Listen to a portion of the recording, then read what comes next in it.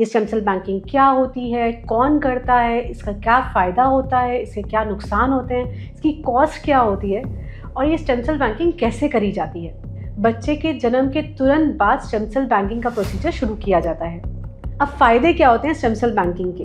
जैसे कि मैंने बताया, 80 से भी ज़्यादा मेडिकल कंडीशंस में स्टेम सेल्स को यूज़ किया जा रहा है ट्रीटमेंट के लिए।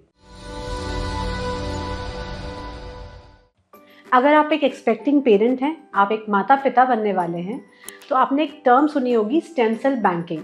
और जब आपने टर्म सुनी होगी तो आपके दिमाग में बहुत सारे क्वेश्चंस आ रहे होंगे। ये स्टेम सेल बैंकिंग क्या होती है, कौन करता है, इसका क्या फ़ायदा होता है, इसके क्या नुकसान होते हैं, इसकी कॉस्ट क्या होती है और ये स्टेम सेल बैंकिंग कैसे करी जाती है।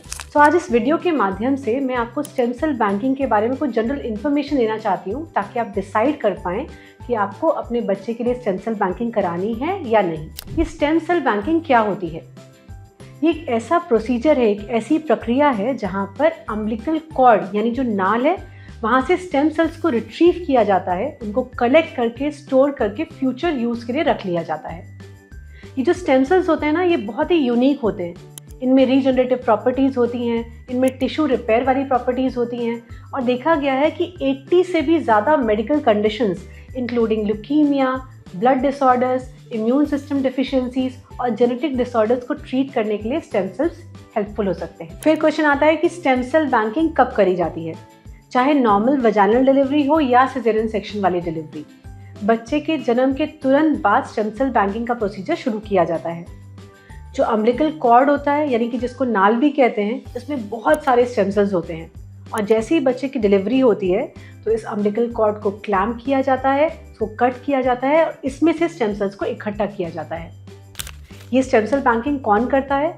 बहुत सारे प्राइवेट लैब्स हैं जो स्टेम सेल बैंकिंग वाला प्रोसीजर करते हैं। सो अगर आप डिसाइड करते हैं कि आपको अपने बच्चे के लिए स्टेम सेल बैंकिंग करानी है, तो आप सेकेंड या थर्ड ट्राइमेस्टर ऑफ प्रेगनेंसी में किसी एक स्टेम सेल बैंक के साथ इनरोल कर लीजिए।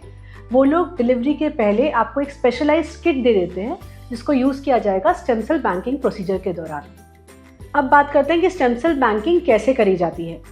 जैसे ही बच्चे की डिलीवरी हुई, जो अम्बिलिकल कॉर्ड है उसको क्लैम्प किया, उसको कट किया, उसमें से स्पेशलाइज्ड किट जो कि स्टेम सेल बैंक ने आपको प्रोवाइड कराई थी, उसके थ्रू डॉक्टर ने स्टेम सेल्स को कलेक्ट कर लिया। फिर इस किट को सील कर दिया जाता है और विद इन 24 आवर्स किसी स्पेशलाइज्ड लैब में भेज दिया जाता है। वहाँ पे इसकी प्रोसेसिंग होती है, क्वालिटी टेस्टिंग होती है और क्रायोजेनिक टैंक्स में लिक्विड नाइट्रोजन में एक्सट्रीमली लो टेम्परेचर पे इन स्टेम सेल्स को फ्रीज कर दिया जाता है ताकि फ्यूचर यूज़ के लिए वाइबल रह सके।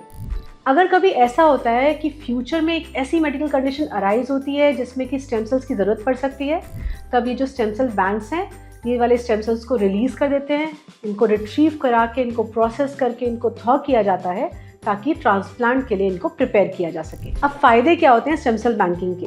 जैसे कि मैंने बताया, 80 से भी ज़्यादा मेडिकल कंडीशंस में स्टेम सेल्स को यूज़ किया जा रहा है ट्रीटमेंट के लिए और ऑनगोइंग मेडिकल रिसर्च में भी, चाहे वो डायबिटीज़ हो, ऑटिज्म हो, सेरेब्रल पॉल्सी हो, इनमें भी स्टेम सेल्स यूजफुल सिद्ध हो रहे हैं। जो कॉर्ड ब्लड वाले स्टेम सेल्स होते हैं, बच्चे के लिए तो 100% मैच होते ही हैं, उसके पेरेंट्स के लिए, उसके सिबलिंग्स के लिए भी पार्शियल मैच हो सकते हैं और फैमिली के लिए भी यूजफुल हो सकते हैं। नुकसान क्या होते हैं?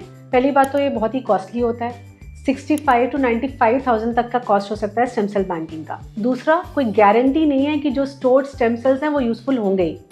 और तीसरी चीज़, सारे जो मेडिकल कंडीशंस होती हैं वो स्टेम सेल से ट्रीट नहीं हो सकती।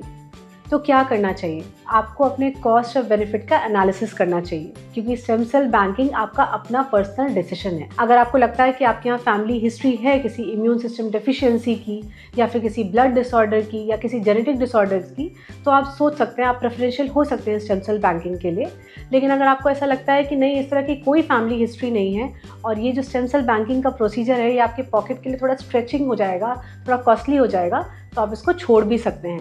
स्टेम सेल बैंकिंग की थोड़ी सी और detail analysis in an unbiased way हम एक और वीडियो में लेकर आएंगे। अगर आपके और भी कोई डाउट्स हैं तो प्लीज़ कमेंट सेक्शन में ज़रूर लिखिए। अगर आप चाहते हैं कि हम किसी और टॉपिक में भी बात करें तो प्लीज़ बताइए and will take up the topic. I hope you like today's information. If you like it, please subscribe to our channel. Take care.